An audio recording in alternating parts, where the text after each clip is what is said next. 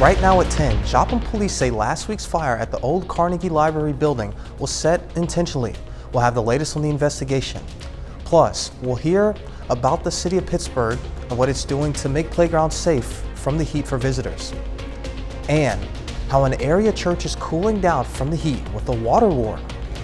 The KOAM News at 10 starts right now. The Joplin Fire Department says last week's fire at the old Carnegie Library building was set intentionally. Thank you for joining us. I'm Jalen Banks. Authorities say the fire started around 5 in the morning on June 30th. The building has significant damage in the basement, along with fire and smoke damage to the upper 3 floors. Now, investigators have determined it was arson. JPD released these surveillance images of the suspect on a bike. They are asking for the public's help in identifying this person. A local organization is making it easier for people with disabilities to work on their green thumb. The On My Own Incorporated in Nevada, Missouri hosts a weekly gardening class tailored to be accessible for everyone. The flower beds are lower so people in wheelchairs have an easier time reaching them. While learning about plants, the participants also learn social skills and how to become more independent. Garden is a great way to improve your health. And it's not just by eating healthy foods, it is just really good for your mental health and your physical health to be outside in the green and to put your hands in the dirt. So it's very therapeutic and I highly recommend it. On My Own offers other classes that teach household and independent living skills. Grow food from food. Now we're on to weather with Doug. Yeah, definitely not a pleasant day once again for us today. Look at our high, 101, the record 102, so almost set a record set back in 1954. Started nearly 80 degrees during the morning hours. Excessive heat warnings continue. Kansas, Missouri, heat advisories, Oklahoma and Arkansas for us tomorrow. We're nice and quiet, but we do have showers and thunderstorms out across central Kansas, kind of clipping our northern counties, and that's what we're going to see later on tonight into the morning hours tomorrow. But most of you will end up staying dry. You can see these scattered pop-up storms staying mainly in our northern counties. Most of us stay dry as we drop back upper 70s to 80 degrees by the time you get up tomorrow morning. A few more additional scattered ones kind of popping up through the morning hours. 79 start, 90 by 10, 97 by noon, 103 tomorrow. When are we going to get some relief? We're going to look at that here in just a bit. Speaking of that heat, during the summer kids like to go out and play, but during the intense heat, that can come with some safety risk. As the temperatures rise, even the plastic surfaces can get extremely hot. A Pittsburgh mother is warning others after her daughter was burned on the plastic slide at Schlanger Park. The city of Pittsburgh is placing stickers on the slides warning about the potential heat. One of the things the city can do, and we're planning to do, is install some signage just to remind folks to check the play equipment, especially if it's right in the sun, before they let their kids play on it, because it can absorb that heat and potentially be hazardous. The city says they used to have warning signs up, but those signs were unfortunately vandalized. Some Kansans who travel K39 might be expecting a detour in this coming week. Only July 11th, next Monday, KDOT is beginning a project to replace a bridge on K39 in Bourbon County. The bridge spans across the Flat Rock Creek and is about 3 miles east of the Neosho and Bourbon County line. Traffic going east will need to detour north on US 59 to US 54, then east to K3 and south to K39. Drivers going west should follow the same route in the opposite direction. The project should be completed by November. The city of Joplin will receive federal funding that will be used for street scraping and reinventing the sidewalks. The sidewalks of 8th Street to 15th Street. City Manager Nick Edwards says the fund will help with repairing curbs, benches, and trashes in order to keep the city safe and clean. It helps with our curbs, it helps with our sidewalks, helps improve our lighting and beautification of the area. But there are bigger positives than just the physical upgrades. Wherever cities are making investment, usually other investment follows. And so it can help spur economic development, help spur growth, and it's possible that the city will see a resurgence in business activity on that section of Main. He also says Main Street will be the focus of the project. The Jasper County Sheriff's Office celebrates the retirement of a fellow officer. K9 Holly started her career in 2015. Over the past 8 years, she has been deployed 665 times, making 183 arrests and locating more than 240 pounds of illegal narcotics. Along with all her hard work, she has conducted numerous public demonstrations. Holly will enjoy her retirement and remain with her handler, Corporal George Datum. You know, I just don't want to stop working Holly. You know, she's been with me for 8 years, so that's something that I don't want to do, but I have to do. Retired K9 Holly will be replaced with Valor. Valor is a 15-month-old German Shepherd from Poland. Some workers at a local McDonald's restaurant volunteered their time at the Ronald McDonald House charity. The workers used the community service as a team-building exercise. They prepared and served a meal to the house's guests, played games with the families, and worked on projects around the house.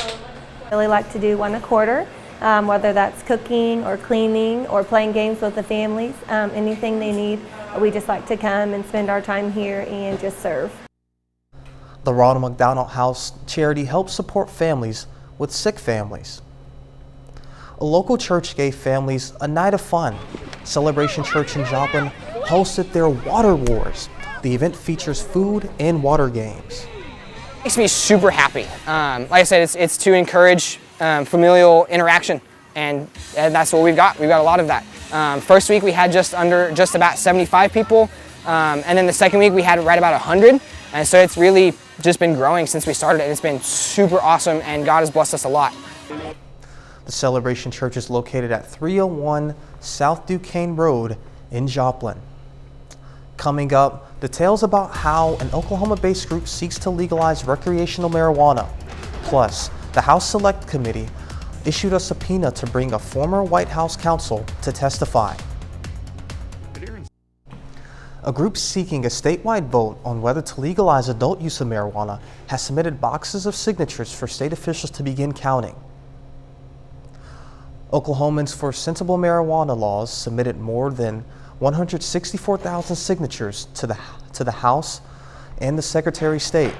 The group only needs about 95,000 signatures to qualify the question for the ballot and had until August 1st to collect them.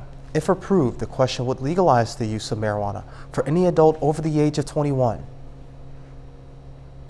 CBS News has confirmed former President Trump's White House counsel, Pat Cipollone, has agreed to testify Friday before the House committee investigating the January 6th attack on the Capitol.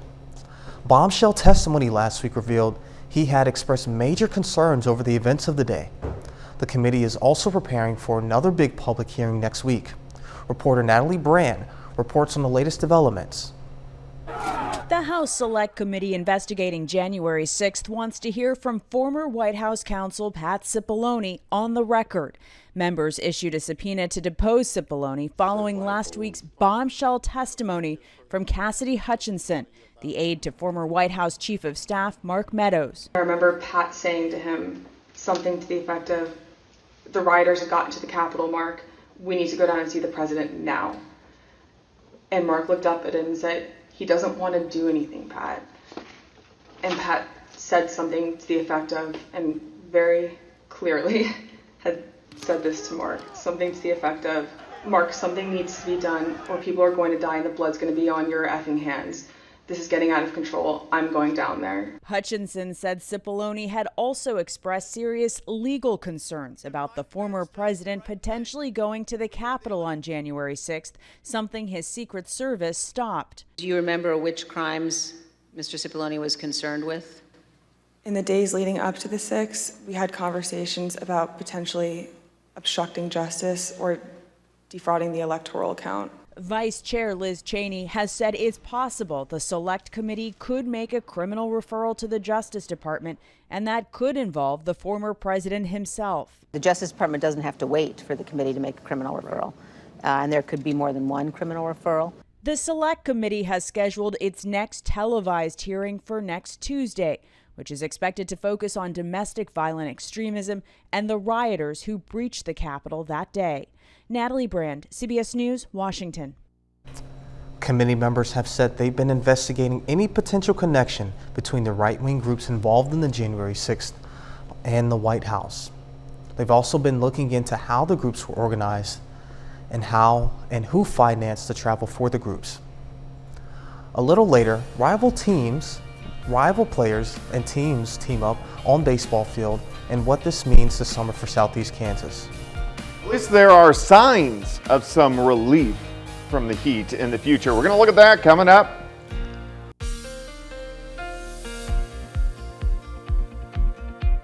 Well, of course, we had another hot one for us today. Triple-digit heat, number 3 of the summer.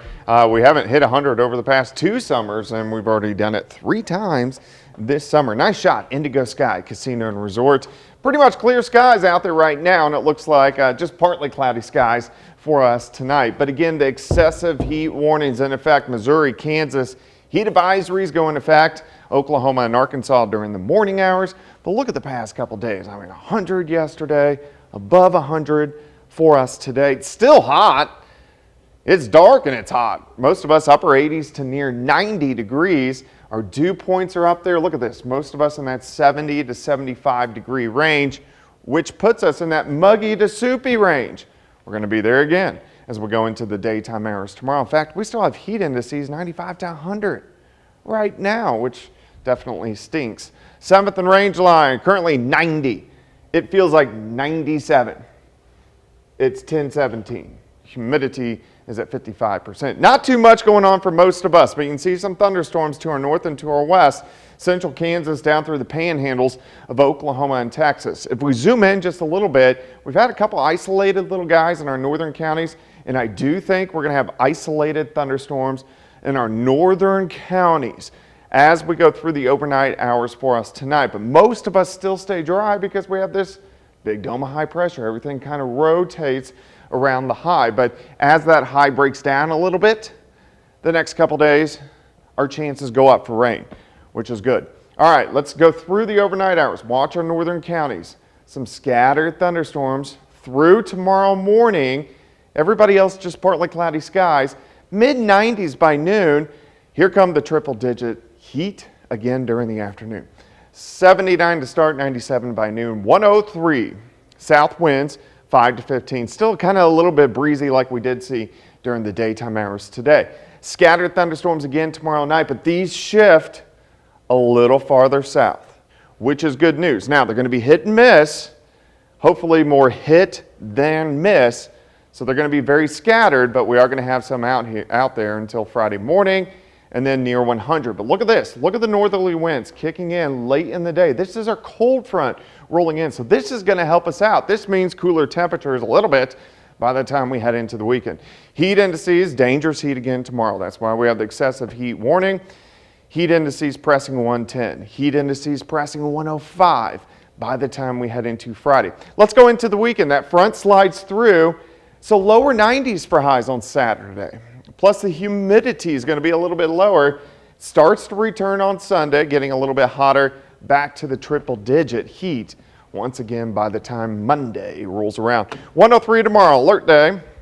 99 on Friday. Again, some hit and miss storms tomorrow morning and then again tomorrow night into Friday morning. 93 Saturday, 97 on Sunday, 102 on Monday. Additional chances for showers and thunderstorms again Tuesday and Wednesday. Doug, I've got another song reference for you. Oh boy, what do you got? Ring of Fire. Ring of Fire is a good one, Johnny 103, Cash. definitely going to be burning. We're definitely in the Ring of Fire. Yes, sir, absolutely. Well, thank you, Doug. The new antenna is now at the top of our tower.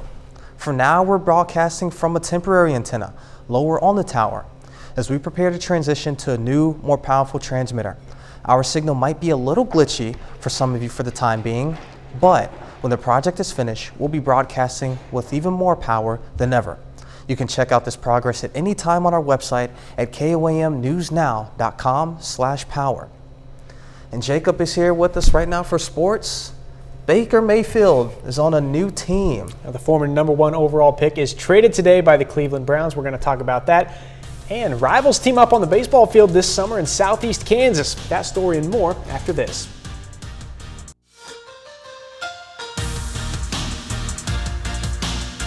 The Cleveland Outlaws are back on the field tonight, finishing up a 2-game set against the Clarinda A's. The Outlaws won Game 1 last night, 14-12, scoring 8 runs in the final 3 innings. Joplin sits at 14-14 overall coming into the night, which is good enough for first place in the Mink League South Division. This one actually still going on with Clarinda leading 13-9 in the top of the 9th. Former Webb City Cardinal Matt Woodmansee goes 1 for 2 for the Outlaws with 3 RBIs. In the major leagues, St. Louis Cardinals try to avoid a 4th straight loss in Game 3 of their 4-game series against the Braves. A nice glove work here from Nolan Arenado to Paul Goldschmidt for the out. Check it out, great stretch over there at first base. To the 5th inning now. We're still scoreless. Marcell Ozuna drills it off Miles Michaelis for the solo home run. His 17th of the season. Now, the Cardinals actually out-hit the Braves 7-5 tonight. They didn't score. Cardinals fall 3-0. St. Louis has scored just 4 runs in their last 4 games. American League Baseball here, Game 3 of a 4-game series between the Royals and Astros. Right now, Kansas City is leading 5-4 in the top of the 9th. Hunter Dozier is 2 for 3 on the night with a double, a home run, and 3 RBIs. Well, conference rivals have become teammates this summer. Some of the best baseball players from Girard, Columbus, Frontenac, and Galena have set their rivalries aside and teamed up to play for the Midwest Mustangs. They want to beat each other almost year-round. It gets pretty intense, and we play them in all sports, not just baseball. We play them in football, too. That gets pretty intense, and basketball gets intense as well. Football, it gets kind of competitive because that's how football is, but baseball, we're not really. You can't really do a lot to them in baseball physically, so you can talk a little bit, but that's about it. Whenever I was first entering high school, it was like, how big are these rivalries? Now that I've gone along and I've played these guys and I play with them in the summer, it's like I really want to go beat these guys. Like, there's nothing better than beating them sometimes. But this summer, some of the best from CNC rivals Girard, Galena, Frontenac, and Columbus have teamed up playing for the Midwest Mustangs. It's definitely a switch because you go from in the season in high school ball to wanting to beat and wanting to be on top of the CNC, but then you come in the summer and you got to come together to try to be a better version of all of that combined. So it's definitely different, but it's a lot of fun. The baseball rivalry is especially intense between Frontenac and Columbus. The Raiders beat the Titans in the regional championship last year to go to state, before Columbus returned the favor in May to punch their ticket to Manhattan. In the back of my head, I was like, it's cool for them to get to go, but at the same time, really wanted to go again. And it sucked being on the field watching them celebrate. But at the same time, it's like I get to play with them again. They're still my buddies. It's not going to put anything between us. We'll have to go get them next year, though. The players will go back to their respective schools and back to being rivals in a few weeks. Until then, we just want to make each other better and make each other strive for what we know we can become, and we just have a lot of potential, and we see it in each other. They compete, and they compete hard, but at the end of the day, they want everybody to be better, and Southeast Kansas to be recognized, and I think they're putting, this age group, this junior-senior class, 2023 is on the map. Now, the Mustangs are back on the field this weekend in Kansas City before finishing up their summer schedule the following weekend at Central Missouri. Well, former Heisman Trophy winner Baker Mayfield has a new home in the NFL. Today, the Cleveland Browns traded Mayfield to the Panthers in exchange for a 2024 draft pick. Now, the former Oklahoma standout was actually the #1 overall pick for the Browns back in 2018. And the 4 years since, he's thrown for 14,000 yards and 92 touchdowns, led the Browns to their first playoff win in 26 years. Now he'll head to Carolina, where he will compete with fellow 2018 first-round pick Sam Darnold to be the Panthers' Week 1 starter. And that's it for sports. We're back after this. We take this time now to honor a local veteran. Michael Williamson joined the U.S. Army in 2003. His hometown, Weir, Kansas. We're proud to salute First Sergeant Michael Williamson, our 4th hero.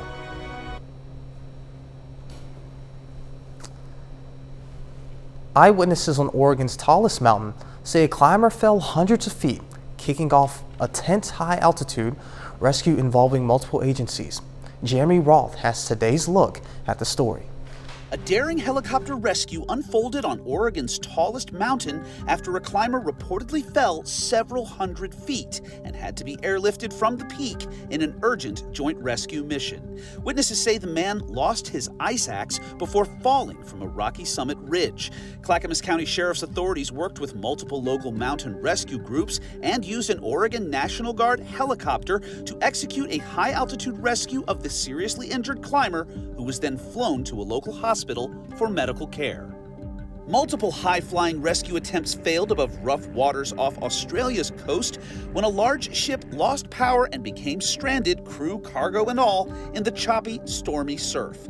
The ship was marooned for days after attempts to rescue the crew and to pull the ship to safety were unsuccessful due to dangerous weather conditions.